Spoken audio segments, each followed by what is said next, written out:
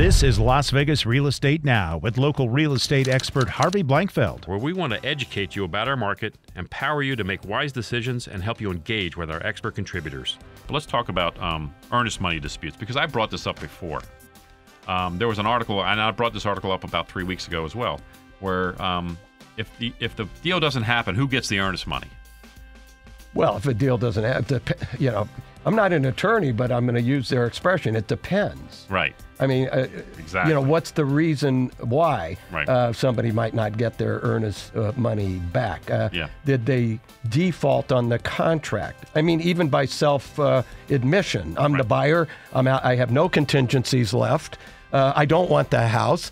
Our contract has in it.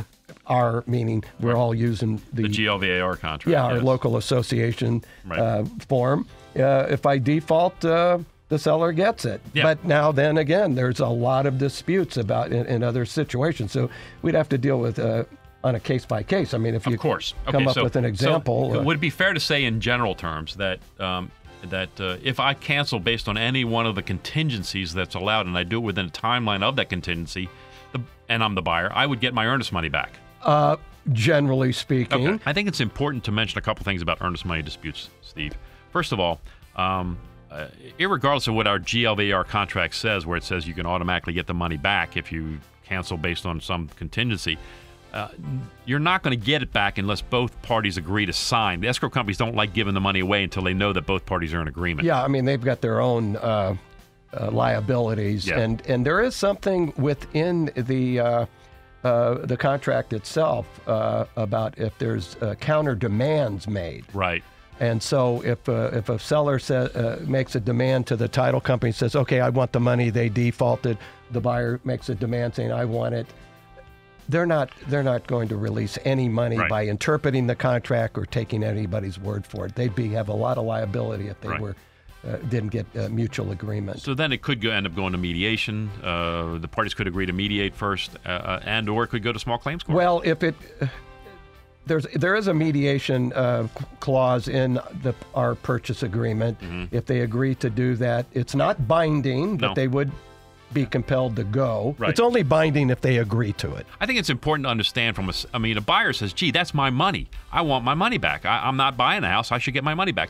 But what the buyer has to recognize is that if the transaction's gone 30 or 40 days and at the last minute, for whatever reason, the buyer decides to cancel, the seller's been damaged. There's been damage done to the seller. Their house has been off the market. They've had to carry the cost of the property for that period of time with the idea that they were going to be selling it at this specific moment, and now you've decided not to do it. So there is financial damage to the seller, and that's what that earnest money is about. Interestingly enough, most recently, I've noticed that a lot of buyer's agents, and I think it's buyers, I should say, and I think they're doing it on advice of the buyer's agents, are coming in with less than what I would say is recommended earnest money.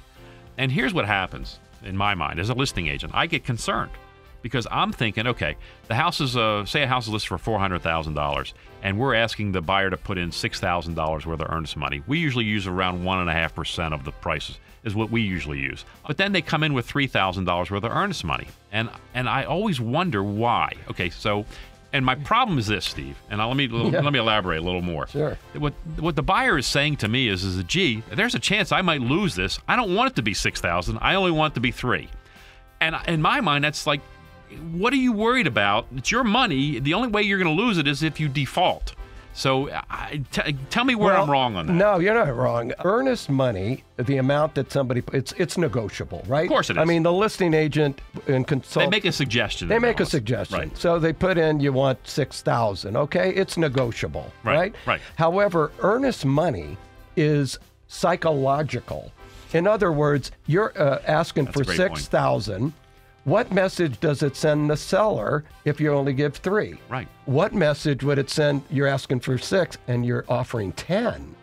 This has been Las Vegas Real Estate Now. Thanks for listening, and remember to tune in every Saturday at 11 a.m. on 101.5 FM, 720 AM KDWN.